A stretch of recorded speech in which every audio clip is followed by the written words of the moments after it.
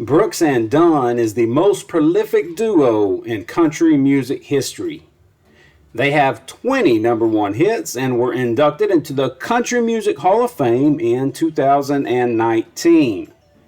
But fans always want to know, hey, if y'all were having that much success, why did you split up? Well, here's the answer. Now, keep in mind that Ronnie Dunn and Kix Brooks first formed Brooks and Dunn in 1990, and they announced their split in 2009. So that was about 20 years of being together, day after day, night after night, writing session after writing session, bus trip after bus trip, concert after concert. It's not hard to imagine, after being around someone for 20 years, that you just might want some time away from each other. And that's exactly what happened to Brooks and Dunn. As Ronnie Brooks told USA Today back in 2009, 20 years. And that's a long time to go fishing in the same well. You're within the confines of things that work for two guys on stage. Creatively, you do have some fences there. And it's those creative differences that started showing up more and more in one particular area, the area of choosing which songs to record.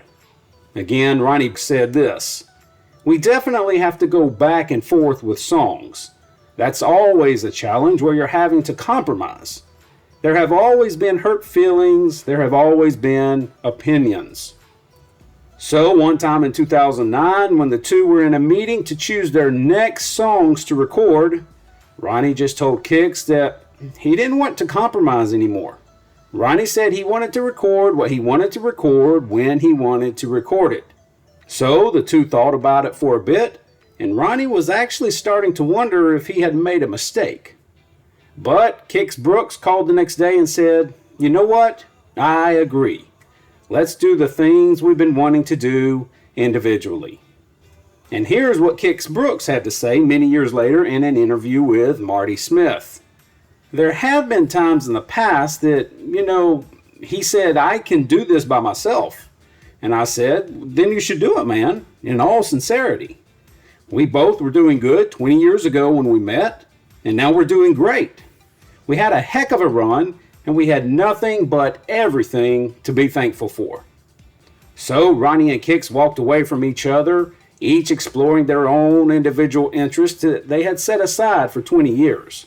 Of course, they both continued to release their own music, with Ronnie Dunn landing 2 top 20 singles as a solo artist, and Kix Brooks finding success by taking over for the iconic Bob Kingsley on the country music countdown show American Country Countdown.